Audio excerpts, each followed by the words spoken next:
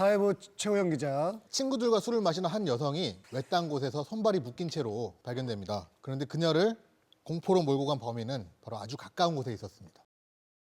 납치범의 불편한 진실이라. 자, 그리고 윤정수 씨. 시조예요? 윤정수 씨. 예. 이거는 딱 벌써 내용 자체가 조금 그렇게 웃으면서 하면 안 되는 내용이잖아요. 그렇죠? 아, 그건 제가 다시 윤정수 한번. 씨 죄송한데 그 정도로 설명할 기력이 있으면 읽어주세요.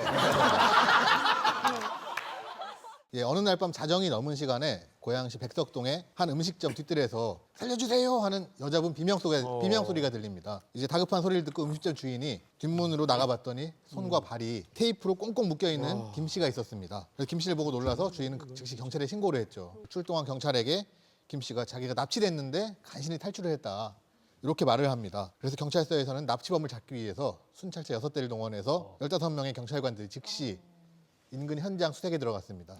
김 씨는 이제 출동한 형사한테 화정동쯤 지나가는데 SUV 차량이 나를 납치했다, 이렇게 진술했습니다. 그래서 어떤 화정동 일대, 백석동 일대를 4시간 동안 샅샅이 수색을 했습니다. 그리고 용의자 단서 찾기에 열중하다가 그 주변에 있는 CCTV들 50대를 다 일일이 영상을 따서 하나하나 다 이제 돌려보기 시작했습니다. 마침내 이제 모니터에서 김 씨의 모습이 포착됐습니다. 운이 좋으면 그 CCTV 영상을 통해서 김 씨를 납치해간 차량의 번호판이라도 확인할 수 있는 그런 상황이 됐고요. 형사들은 이제 그 영상 속에 나타난 김 씨의 동선을 파악하기 시작했습니다. 술집에서 친구들과 우선 김 씨가 나온 이후에 어떤 남성에게 다가가는 모습이 포착이 됐습니다.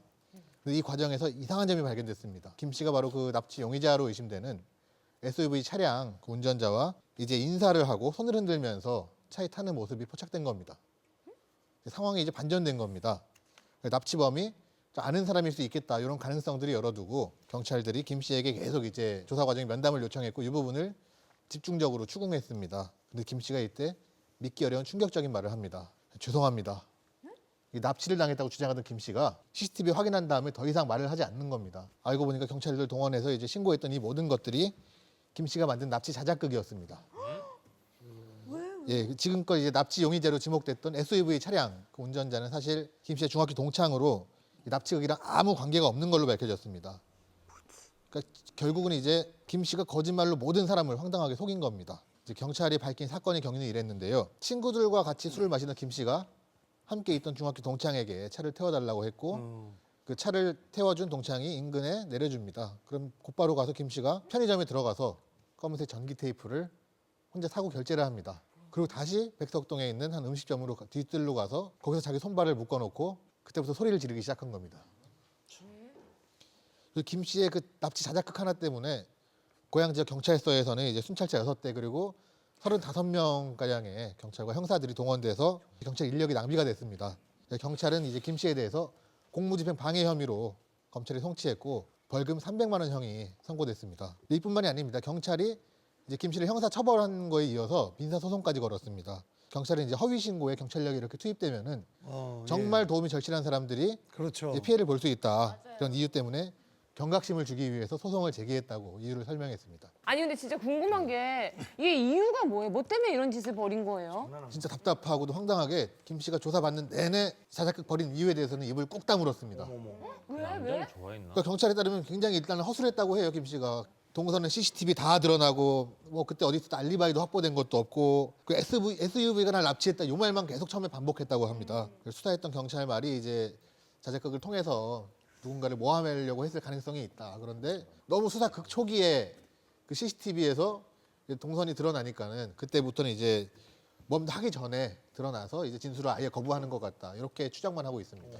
그러면 이거 뭐 졸지에 납치 용의자가 된 남자 동창생은 얼마나 이 황당합니까? 그러니까. 예, 그 SUV를 태워준 동창은 자기가 처음에 용의자 지목된 사실도 몰랐어요. 그냥 부탁해서 차에 태워준 건데 뭐 SUV에 납치됐다고 진술했다고 얘기를 듣고 굉장히 좀 황당하고 괘씸해했죠.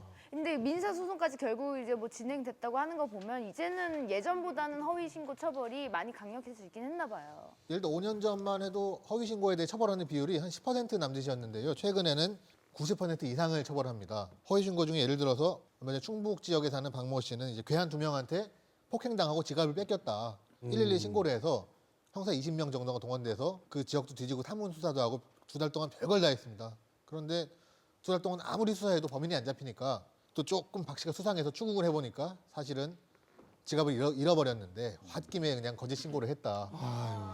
이런 진술을 받아냈습니다. 박 씨가 너무 괘씸해서 경찰이 그때 투입됐던 그 경찰들의 계급 그리고 호봉까지 다 계산을 해서 위자료 명목으로 민사상 손해배상 청구 소송을 제기했습니다. 근데 이번 사건처럼 경찰을 괴롭히는 신고 전화가 좀 많은 편이죠? 정말 황당한 경우가 많은데요.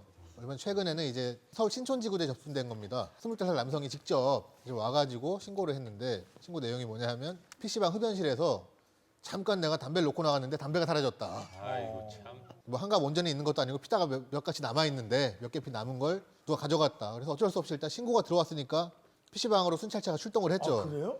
근데 그 범인 잡겠습니까? 거기 흡연실 CCTV가 따로 있는 것도 아니고. 그래서 물론 범인은 못 잡았는데 이 신고했던 22살 남성이 이거 무조건 정식 수사를 해야 된다. 그래서 결국은 하도 완강하게 주장을 해서 서대문 경찰서 형사과로 사건을 넘겼습니다. 그런 것도 수사를 해줘요? 일단 들어오면 하긴 해야죠. 근데 이게 얼마나 경찰력 낭비입니까? 그러니까요. 그게 다 자기가 낸 세금에 포함되어 있는 거라고 생각을 잘 안 하시네요. 그럼요.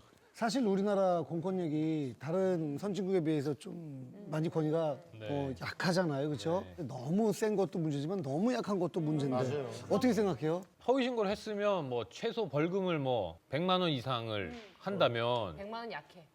1년치 해당 서에 진행비를 다 대줘야 돼.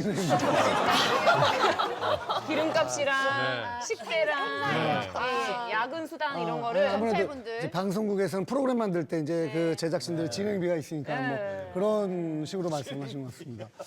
그러면 저는 그 앞에 100만 원 말고 이런 수단을 좀 바꿀게요. 그러면 그 동원된 경찰들의 거마비를 챙겨주는 거고. 예, 오셨으니까 출동하셨으니까. 자, 마지막으로 정리해 주시죠. 장난으로 누르는 번호 112가 누군가에게는 정말 생명이 걸려 있는 번호일 수도 있습니다.